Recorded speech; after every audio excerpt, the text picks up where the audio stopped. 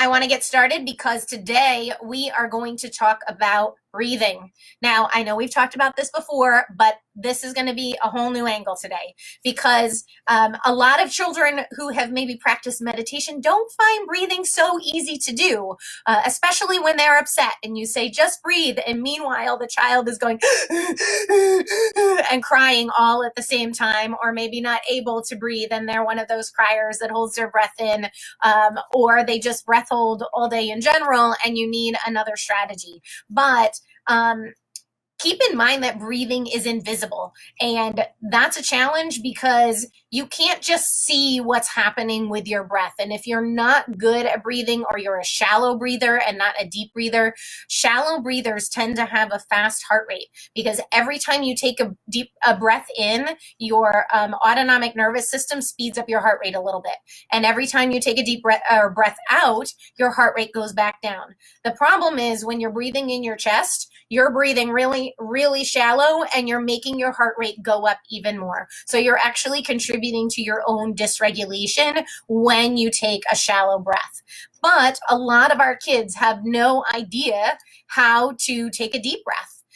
And you might be working forever on belly breathing, laying on the floor, trying to get them to see that their chest is going up or their stomach is going up and down. But there are a lot better ways to do it because there are a couple key reasons why your child is having trouble learning how to breathe. And I'm going to give you some ideas and strategies with some of the breathing tools that I'm going to show you today to help you make good choices about how you're going to incorporate breathing into your week. And then I'll tell you the freebie that you earn in the end if you help me out and try to do some of these things this week and find out what works best for your child and your family. That's also fun and interactive. So let's get started. I'm going to back up a little bit and get behind here so that I can show you some of my tools that I have. So separate from meditation, when you need to learn to breathe, the best thing to do is have some sort of blow toy. So that means that there's a couple things to think about. One, does your child have difficulty motor planning? Like they can't figure out how to do the breathing when you bring their attention to the task. Two, is there not enough sensory feedback to get them feeling their belly muscles to take a deep breath and to engage their diaphragm? Three, maybe they have poor oral motor control and their mouth doesn't really work that well. So a lot of their breathing looks like this. And again, back to being a very shallow breather and contributing to their own dysregulation. And then the last one is no goal, no thing to focus on. You're too upset. You can't do your schoolwork. You can't do this math project. And you need to actually shift your attention away from the thing that you're frustrated with to get yourself to breathe. If you've ever tried meditation, it is hard to stop the thoughts in your head and get to that place of calm mentally and physiologically. So recognize that it's also very hard for your children to do that. So what can you do to shift their attention to something that is going to help them feel better and be calming as well? So the way that we're going to do that is first, let's talk about motor planning. If your child has trouble motor planning to take a deep breath, then you need to make some sort of cause and effect kind of game. You can't just say take a deep breath, because what inevitably happens is they go like this, right? And you see the physical, I'm trying to take a breath, but there's no deep breath actually happening. Okay, so the first thing that you can do is maybe you could just use a little bit of rhythm to give them pacing in their body. And that might look like bouncing on a yoga ball and just making a noise like, because as that rhythm starts to kick in, it's going to help organize them. And then the more sustained noises that you have them make, the deeper a breath that they're going to take on the reverse to try to sing longer and longer in the phrases.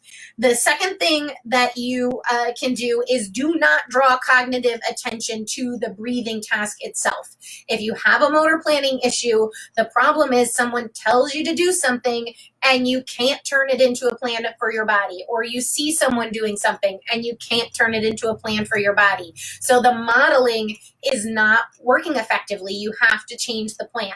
And to change the plan, you might want to just use a blow toy where the goal is, to blow as hard as you can and try to make the helicopter fall off, or to blow bubbles, or to try to make this ball float. And this ball is a great tool because if you blow hard, what happens? The ball just runs away. But if you blow slow and sustained, then you're able to get control, but you're also taking a deeper and deeper breath each time with a very slow exhale. Now, this ball running away can be super frustrating. So it may not be the choice for your child if they don't have good ability to control how they're breathing. But bubbles are meant to run away, so they can be an easy solution because they can also be something that the child is focusing on, that they then can, look, pop, try to make it bigger, smaller, and turn it into a game. Something that I also want to mention is that even if you have no tools, you can do silly things like blow mommy over, right? And you can say, okay, try to make mommy fall down. And the child goes, and oh, that wasn't a big blow. You could do better than that, or only fall back halfway, and then maybe fall back a little bit further if they take a bigger breath and do a bigger blow. Keep those things and those ideas in mind, because you're going to need to show them by your body language how hard you perceive them blowing. And remember, that forced exhale on the back end is going to give them a deeper breath on the inhale as they try to blow harder the next time. So it inherently builds the child's ability to take a deeper breath on the inhale without you saying, take a deep breath. Something else, something else that I want to mention, especially if you're someone who has asthma, this is really important. Children with asthma don't have a problem breathing in. They have a problem getting the air out. So over the course of the day, if their asthma is restricting their breathing, then eventually they become chest breathers because they can't breathe deeply. And right now, in this time of the virus, one of the things that healthcare workers are saying is it's really important to strengthen your lungs and make sure that your lungs are healthy, so that if you do get sick, you have a better chance of being able to move the fluid or whatever out of your lungs and keep them strong, so that you can make it through the virus and not be one of those people who ends up suffering more than expected. So with children with asthma, you do want them to do that forced exhale. You want them to get the air out. So you want to choose games that are going to push forced exhalation. And again, on the back end, what you're going to get is a deeper and deeper breath as you expel that air out and give that child space to breathe.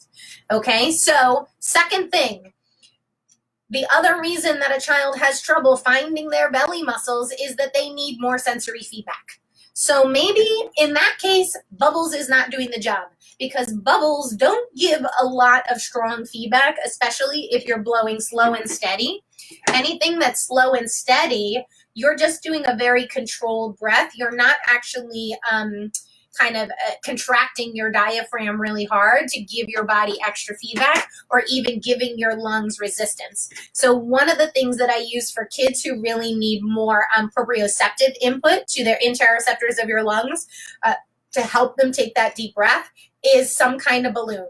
So this is called a punch ball critter, and all my kids like it. You can order it from Amazon. It's not as hard as a regular balloon, which is one of the reasons why I like it. And you can blow it bigger. And then watch it fly around the room, or tie it up and turn it into a punching balloon. Keep it fun, but it provides resistance on as you're blowing it up to actually activate more of those interoceptors. The other things that you can do, if you have just a regular balloon and you still want that, but you have a siren whistle or something that you can put inside of it, it creates a hard opening to make it a little bit easier for the child to try to focus and push their breath and contract their diaphragm to get the balloon to expand. Or I recommend at least blowing it up a couple times before you give it to your child to loosen up the elasticity to make sure that it's easier to blow up. The next issue is poor oral motor skills. So poor oral motor skills, meaning maybe it's poor oral motor strength. Your child has trouble with lip closure. They don't do well with small straws. There's a lot of drooling all the time. Or they don't know how to, they have a problem called oral praxis issues, meaning they don't know how to wrap their mouth around different objects. Or they don't know how to contract their lip muscles to make their lips protrude versus going like this when they try to breathe.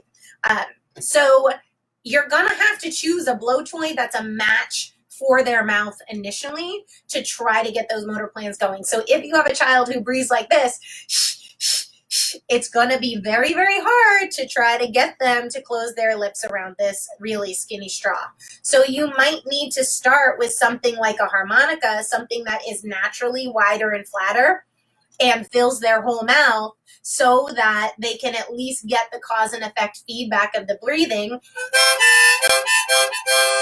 And then you can comment on the loudness, make it louder, make it softer to help them play around with their breath a little bit. Again, not to bring so much cognitive attention, but to focus on the effect that they're trying to achieve. Other times, there's things like pan flutes. When you're looking at the mouth opening, you probably can't really see this that good. I'll try to bring it around. But some of the mouth openings are kind of wider and flatter on different blow toys. This one actually works really great for a lot of my kids because it has this kind of knob at the end. It's called a glitter bug. Again, I can order these off of Amazon. They're just bubble toys. But I like it because it actually has an end that a lot of children, their lips naturally want to close around, and it's big enough for them to be able to hold it in their lips without needing a whole lot of strength to hold on to it. So think about the shape of your child's mouth, the amount of strength that they need to do the task. Don't pick something super squishy and resistive if your child really needs a hard end or something that will help get that lip closure, or if they need to be starting with something wider and flatter first. Okay, so then the last thing is your child doesn't have a goal. They don't have a reason to breathe deeply. Your reason for them breathing deeply is not going to be their reason for breathing deeply. But I promise you, if you expose them to the games and the ideas, they will ask for it. And they will start, and when you give them a choice of which blowing game they want to do, they're going to be much more invested, and it's going to be a fun thing that you can build into your daily routine, and you can build it in as often as you need to until you find your child, and maybe even yourself, because you should play these games too, getting into a place of better regulation. So when we're thinking about goals, you might want to make it a game, right? So one of the things you could do to turn it into a game is if you have cotton balls or pom-poms or something like that and a milkshake straw, you may want to do pick up and drop down. Now, children who don't breathe deeply are not going to get very far. So you might need the cups really close together in the beginning, and then you maybe could spread them out a little bit further. If you're doing a race, maybe you like put a line down the middle of the table and you have your child do a pickup and a drop off. We don't want to set them up for frustration. That is the other thing. So don't make it too challenging if your child does struggle to take deep breaths in and breaths out. The other things that you can do is even have like a feather war where you try to see how far you can blow the feather. And again, the distance is going to be determined by how deep a breath the child took and what kind of blowing they were able to achieve. So if your child is struggling with a lot of these different kinds of activities, what I will say is for some kids, breathing really is a skill, and it's hard for them. and they really struggle with the motor planning, or they really struggle with the oral motor control, it doesn't mean that you give up on learning it, because once they learn and it gets in their toolbox, it's such a powerful regulator. However, it may not start out as that. It may start out as something that's hard for them, and so it might not be your go-to when you're trying to regulate them this week. You might need to default to doing things that require rhythm and pressure, and maybe just practice with like the sounds like we were talking about while you're doing the rhythm before you introduce the tools. For other kids, you're going to find that match and it's going to be fantastic.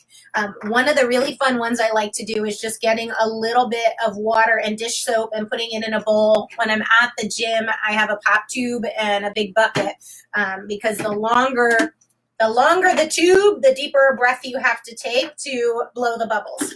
But you can also use straws, milkshake straws. Again, think, do I need a hard one? Can I go with a flexible one? Can I go with a skinny one? Or a rubber straw, what does my child really need to be successful at this task? And then as you blow the bubbles and you get the big mountain, the mountain can be fun in and of itself just to pop it. Or some of my kids like to turn it into a car wash or an animal wash, and they get their animals from the bathtub, or their Matchbox cars, or their little dinosaurs, whatever it is that they have, and they'll put them in there and give them a bath, and then blow the bubbles bigger to make sure that they everything gets washed, and then set them on the towel to dry and go through the rinsing process. So you do want to make it fun. You do want to make it engaging. I really want you to try out some of these things that we talked about today. Find the match that works for your child, or the children that you're working with, and make sure you're considering, what are their motor planning issues? How much sensory feedback do they need? Do they need the resistance? Do they have asthma? Do I need to be doing this more often? Do they have oral motor issues that I need to pay attention to that are going to influence the kinds of activities that I'm choosing? And do I really need a goal to kind of bring their attention to the task rather than the effort of taking a deep breath, which they might not be so adept at?